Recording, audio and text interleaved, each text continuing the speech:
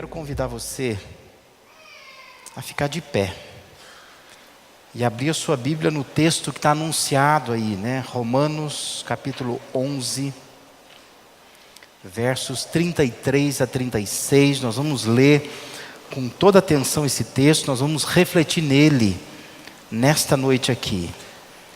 Nós cantamos tantas músicas, não é? Não sei se você contabilizou quantas músicas nós cantamos hoje, né? Cantamos mais do que o que cantamos normalmente, no mesmo tempo, né? Nós dizemos muitas coisas para Deus, nós recordamos muitas coisas de Deus, da sua palavra, através das músicas aqui. E o que nós temos em Romanos 11, 33 a 36, é uma expressão de louvor. O apóstolo Paulo, escrevendo aos Romanos, quando chega nesses versos, ele diz assim: ó profundidade da riqueza, da sabedoria e do conhecimento de Deus. Quão insondáveis são os seus juízos e inescrutáveis os seus caminhos. Quem conheceu a mente do Senhor? Ou quem foi o seu conselheiro? Quem primeiro lhe deu para que ele o recompense? Pois dele, por ele, para ele são todas as coisas. A ele seja a glória para sempre. Amém. Amém? Pode se assentar. Antes da gente entrar nesse conteúdo desses versos, importante compreender a maneira como Paulo ele organizava os seus escritos, né? Quando nós estudamos as cartas de Paulo, nós percebemos que ele esboçava uma tendência de dividir o que ele queria dizer em blocos, né? E no caso da carta aos Romanos, que é a sua maior carta, no texto grego são mais de 7.000 palavras, na verdade 7.102 palavras, para apresentar esse conteúdo que ele apresenta. No caso de Romanos, nós temos dois grandes blocos. Um bloco vai do capítulo 1 ao capítulo 11. Outro bloco do 12 ao 16. Esses versos que nós lemos é o final do primeiro bloco. Final. Quando ele vai passar para uma outra parte. Essa primeira parte de Romanos, de 1 a 11, é a fundamentação da salvação. É uma dissertação extremamente profunda, teórica, difícil de entender, já leu? Complicadíssima, né? Essa parte de Romanos. Porque ele vai falar da salvação de judeus, de gentios, ele vai discorrer de uma forma profunda sobre os propósitos, os processos de Deus. Então, é um texto complicado. A segunda parte, que é o capítulo 12 em diante, é a prática da salvação. Nessa parte de 12 em diante, são orientações práticas de como essa compreensão de quem Deus é e como Deus age, como que isso pode afetar o cotidiano das pessoas, no seu dia a dia. Paulo ele vai concluir então essa parte teórica da sua carta, reconhecendo que o ser humano é limitado. Quando ele se aprofunda, quando ele conversa, quando ele discursa sobre esta questão de como Deus age para judeus, para salvar judeus e gentios, ele chega a essa conclusão: o ser humano é muito pequeno, Deus é muito grande. É isso que ele vai dizer, né? Tecnicamente, isso é chamado de doxologia. Ou seja, é uma manifestação de louvor, de adoração a Deus. É um êxtase. Sabe quando você faz, né? É um êxtase, só que expresso em palavras. E ele vai dizer como é profundo o conhecimento de Deus. Como é difícil de entender os juízos e os caminhos de Deus. Paulo está dizendo, Deus é muito grande. E nós somos muito pequenos. E a gente não consegue acompanhar esses passos de Deus. Essa é a questão, né? Não sei se você tem recordações assim, mas eu tenho recordações da minha infância, por exemplo, caminhando com meu pai. E eu queria seguir a passada do meu pai, mas o meu pai tinha passada longa, né? Eu precisava dar 3 para cada um do meu pai, né? e brincava muitas vezes de quem chegava primeiro em algum lugar. Ele sempre ganhava. Porque o meu passo era pequeno comparado ao do meu pai. Deus é uma espécie de queniano, sabe? Correndo a São Silvestre, é difícil acompanhá-lo. É isso que Paulo está dizendo. A passada de Deus é gigante, eu não consigo acompanhar isso. Não é uma limitação de tamanho, de poder, mas é capacidade de compreensão mesmo. Paulo diz, eu não consigo compreender Deus na sua totalidade. É um limite que nós temos. Então, Paulo ele se vê encantado com a autonomia e a autossuficiência de Deus. Deus é autônomo. Você é autônomo? Tem gente que em termos de profissão, né, tem um sujeito que é regido pela CLT, não é? Pelas leis do trabalho do nosso país, tem gente que é autônomo, né? Mas Deus é completamente autônomo. Ele é independente. Ou seja, toma as suas próprias decisões sem interferência de ninguém. Ele não se sente constrangido a atender expectativas humanas. Mas eu achava que Deus tinha que fazer assim. Deus não está ligando para isso. Ele não se sente obrigado a isso. Ele é autônomo. Suas decisões não dependem do ser humano. Deus é assim. Ele não segue um padrão rígido de ação ou de atuação. Se você costuma ler a Bíblia com atenção, você percebe isso. Deus age de forma diferente com pessoas diferentes. Ele não segue um padrão, né? Ele não se encaixa num padrão que nós achamos que ele deveria se encaixar, porque Deus é autônomo. Paulo chega à conclusão de que Deus ele é autossuficiente. Deus não precisa de qualquer ajuda de ninguém. Não precisa de apoio, não precisa de interação com outros. Ele não precisa de nada para sobreviver. Deus é autossuficiente. Ele não deve nada a ninguém. Ninguém deu a Deus primeiro, de forma que Deus está precisando restituir alguma coisa. Ninguém pode colocar Deus na parede dizendo, Deus cumpre as tuas promessas, porque Deus não deve nada para ninguém. Deus ele é autossuficiente. É impossível seguir o raciocínio de Deus, entender a forma como Ele toma as decisões que Ele toma. É impossível entender de forma plena como que Deus executa os seus juízos. Que Paulo está dizendo, Deus é autônomo, Deus é autossuficiente. Paulo está encantado com isso, ele diz, que coisa profunda, não é? Que Deus é esse que nós servimos, que a mente humana não consegue abrigar de forma total. Quais conclusões então Paulo chegou nesses pensamentos dele, que ele vai chegar nesse momento de Romanos 11, que conclusões ele chega? Em primeiro lugar, Paulo, ele entendeu que Deus tem pensamentos inalcançáveis. Ele vai dizer, profundidade da riqueza, da sabedoria, do conhecimento de Deus. Paulo, depois de refletir intensamente na forma como Deus vinha agindo na história, conclui que a mente de Deus ela é impermeável. Nós não conseguimos entrar na mente dele, de forma alguma. Não dá para entender de forma completa essa sabedoria de Deus, esse conhecimento de Deus. Alguém já traduziu assim, impenetrável riqueza da sabedoria e do conhecimento de Deus. É impenetrável. Você pode ler a Bíblia é a palavra de Deus, ela revela Deus, mas você fica um pouco doido quando você lê com atenção algumas coisas.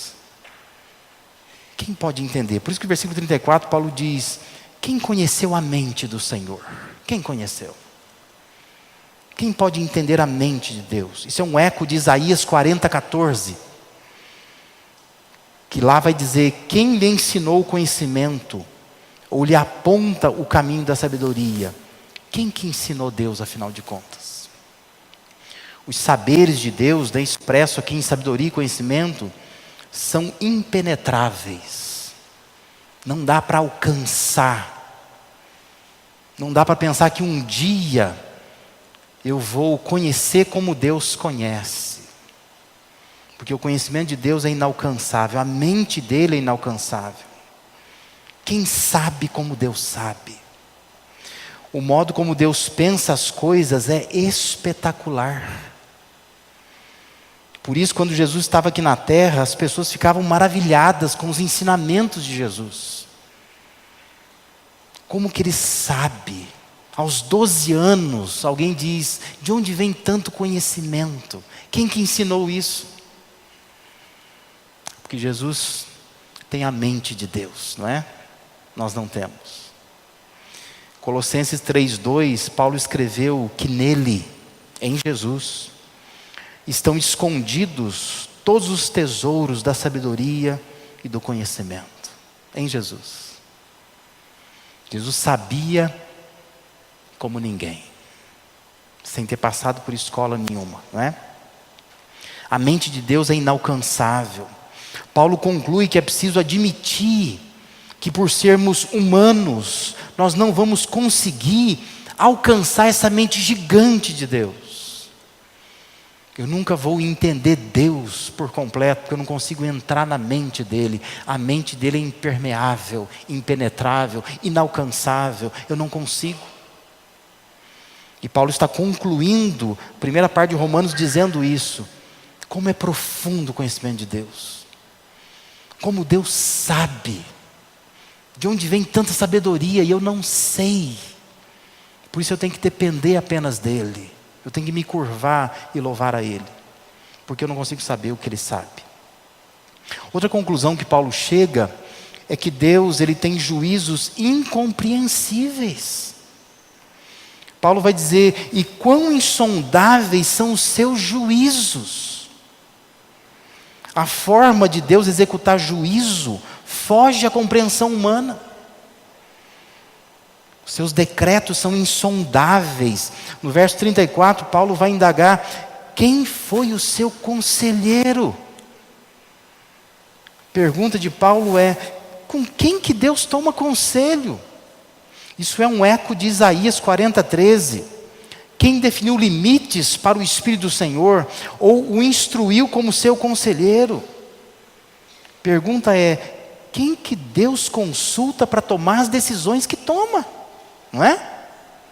Por isso que Paulo diz, Deus ele é autossuficiente, não precisa de ninguém.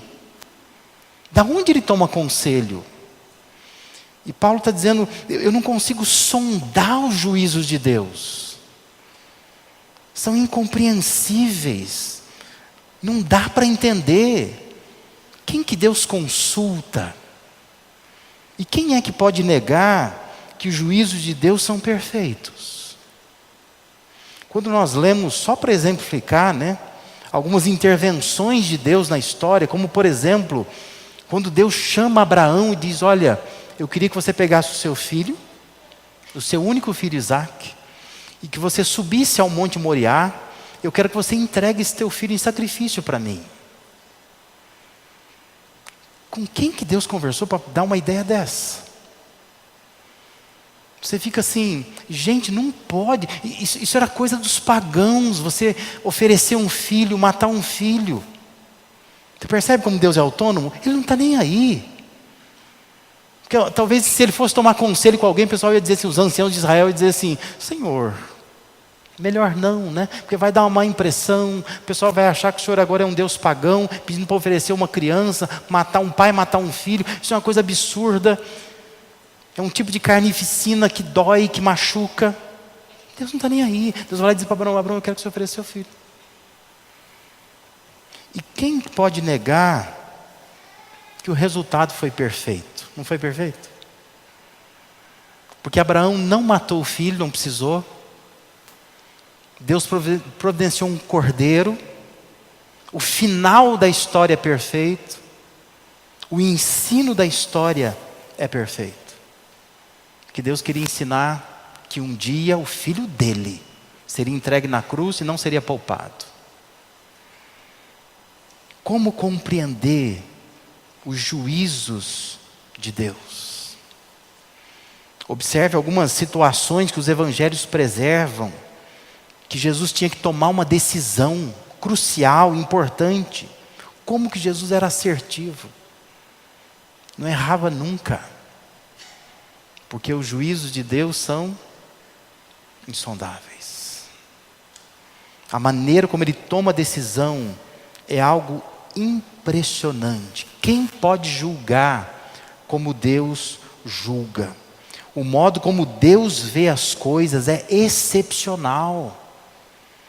Paulo concluiu que é preciso aceitar que, por sermos humanos, nós não conseguimos compreender a maneira que Deus se utiliza para declarar esse culpado, aquele inocente, para poupar uns, para condenar outros, para permitir algo aqui, reprovar algo ali.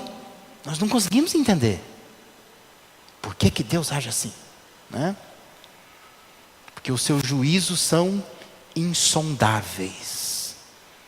Não dá para sondar, não dá para compreender como que Deus toma as suas decisões. Por que que na Bíblia pessoas cometem os mesmos pecados e têm consequências diferentes? Por quê? Por que que Deus executa juízo dessa forma? No que Deus olha? O que Deus considera? Quem Ele consulta?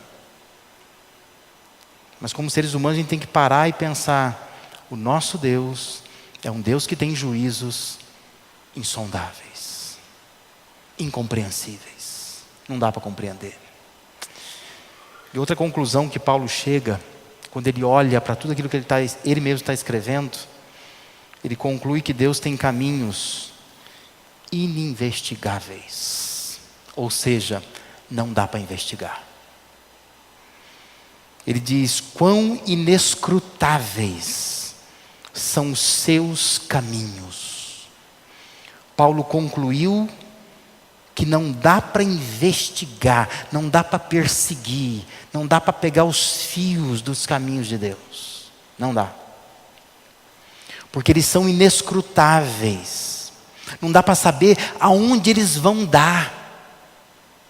Assim como é difícil entender de onde surgem esses caminhos e como surgem esses caminhos, né?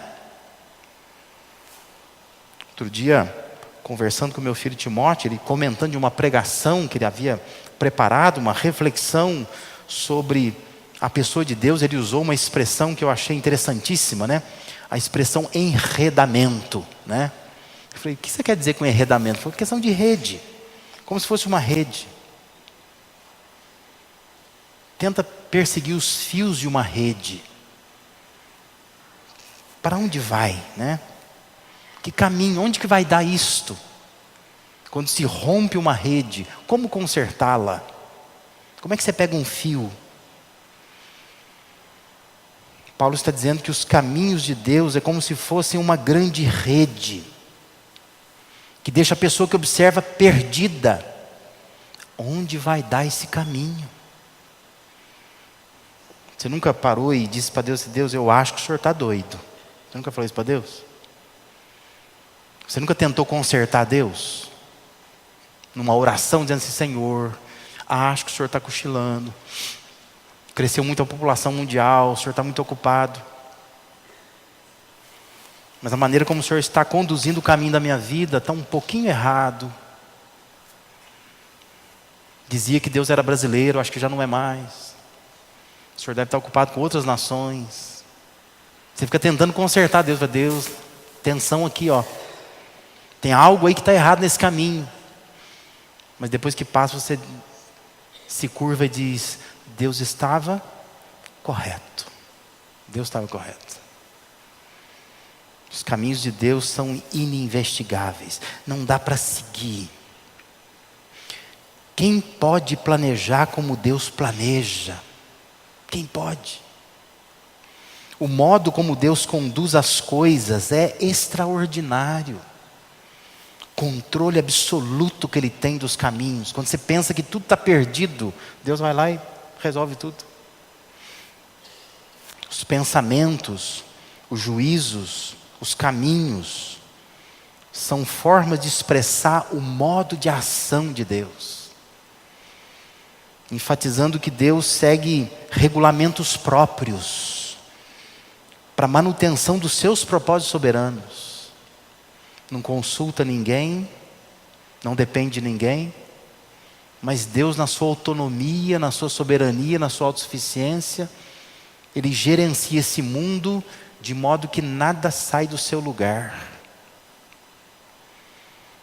Ele consegue, diante de uma tragédia, por exemplo, Ele refaz tudo. Você vê, por exemplo, florestas inteiras que se queimam. Em pouco tempo elas renascem tudo de novo. Deus vai lá e recompõe tudo, não é? E assim é com as vidas das pessoas também. Deus faz isso. Porque Deus, Ele tem o seu jeito próprio de lidar com as coisas. Ele sabe o que pensa, Ele sabe o que decreta, o que julga, Ele sabe como conduz as coisas. Resta ao homem apenas dar a Ele a glória para sempre. Interessante, né? A maneira como Paulo termina o texto. Ele diz: pois dele, por ele, para ele são todas as coisas. A Ele seja a glória para sempre. Amém. Todas as coisas são dele. Deus é o proprietário. Paulo está chamando a atenção para a vontade soberana de Deus. Todas as coisas existem por Ele, ou por meio dEle, através dEle. Ele é um inventor. Paulo está chamando a atenção para a atividade soberana de Deus. Ele que criou todas as coisas. E Paulo ainda diz que todas as coisas são para Ele. Ou seja, Ele é a razão de ser das coisas. Chama atenção para a glória soberana dEle. As coisas existem para a glória do nosso Deus. O homem, ele acha o seu lugar quando ele se rende e quando ele compreende: eu não posso ser como Deus, porque sequer eu posso entendê-lo. Não consigo nem entender, como é que eu vou querer ser como Deus, né? Resta ao homem então apenas adorar. Você percebe como isso reflete o Gênesis, né? Quando Deus cria o homem, cria a mulher, os cria para a sua glória. Mas vem a serpente e diz para o homem, diz para a mulher, que vocês podem ser como Deus, se vocês comerem um fruto. E essa foi a primeira tentativa do homem, de ser como Deus, e falhou. E causou todo o desastre que nós vivemos hoje, né? Consequências do pecado. Mas hoje nós precisamos pensar, nos resta adorar. Deus queria que o Adão e a Eva estivessem ali para adorá-lo, só isso. Mas eles resolveram entrar na mente de Deus, entender os juízos de Deus, compreender os caminhos de Deus. Não deu certo. Continua não dando certo. Não é meu papel, não é seu papel questionar o porquê que Deus faz coisas, por que Deus age assim, né? Por que Deus está fazendo por este caminho. O meu papel, o seu papel é dizer: porque dele, por ele, para ele são todas as coisas, a Ele seja a glória para sempre. Amém. Resta-nos adorar, tão somente adorar. Eu não sei o que isso muda na sua vida. Eu não sei o que você anda questionando, qual é o seu dilema. Mas talvez Deus queira que nesta noite você se prostre diante dEle e diga: olha, eu preciso reconhecer que Deus está acima de todas as coisas. E eu preciso admirá-lo, como Paulo admirou. E dizer: olha, só me resta reconhecer que de Deus são todas as coisas. A mim cabe simplesmente adorar esse Deus. Amém?